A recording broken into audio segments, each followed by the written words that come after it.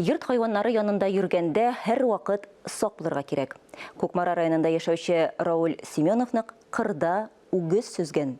Республика клиник хастаханәсе табиблары аңа котлаулы операция ясап, гомерен саклап калдылар. Он как бешеный уже, там думать время не было уже. Кукмара районының Состамак авылында яшәүче Равил Семенов фаҗига булган көнне яхшы хәтерли. Янәшәдәге урманга хатыны белән гөмбә җыярга баралар. Кыр аша узганда үгезләр көтүенә ашырыйлар. Там электропостух у нас стоит. Анда электр каравылчысы тора. Күрше фермерның 40-ка якын үгезе шунда йөри. Без бераз гөмбә җыйдык та, аннары өйгә кайтырга булдык. Без кайтып барганда кинәт бер үгез миңа һөҗүм итте. Сөзде, хәлем бетеп югалды. Равил Семенов аңын югалта, хатыны ярдәм чакыра. Ир район үзәк хастаханәсендә генә аңына килә. Ул мөгҗиза белән генә исән кала. Үгез арка сөяген, кабыргаларын сындырган, үпкәсе кысылган була.